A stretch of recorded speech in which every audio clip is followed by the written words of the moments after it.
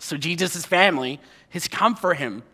They want to have strong words. And the confronting question that is hanging in the air that everybody in the crowd would have known is blood thicker than water? Would Jesus have to leave the crowds? Would Jesus have to be loyal to his biological family? Would he just go back to Nazareth with Mary and his brothers? Well, what Jesus does next is completely revolutionary. What does he do? He asks, "Who is my family? Who is my family?" Those who do the will of my Father in heaven. And in this, Jesus reframes the boundaries. Jesus dethrones the biological family as an absolute authority. Now, I think this is even shocking to us in our modern day, especially in a Christian context, because in recent history, Christians have been really big on the family.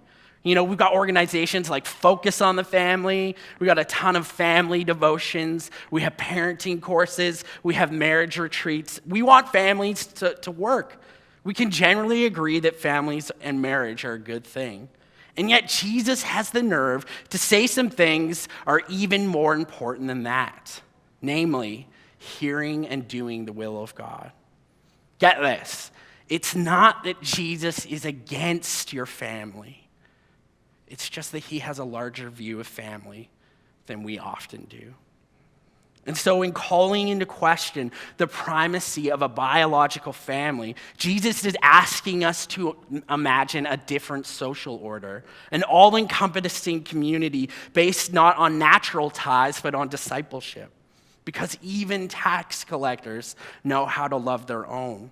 Our love needs to go deeper than that.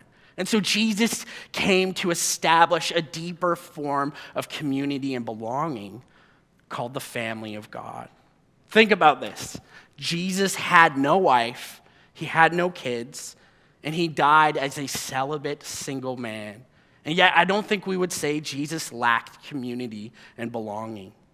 And so when it comes to addressing the social problems that contribute to the problem of loneliness, Jesus is saying that you and I actually need to have the same level of committed care and compassion to whoever is in need of it, whether they're our biological family or not. Jesus is saying it's time to build a bigger table. Jesus is saying that kingdom people need to belong to each other in the same ways that we belong to our biological family. And this means that church is not just a religious club. Church is not a place to just be passively entertained. Church is not a consumer product. Jesus created the church to be a new family, a new community, and a new way to be human.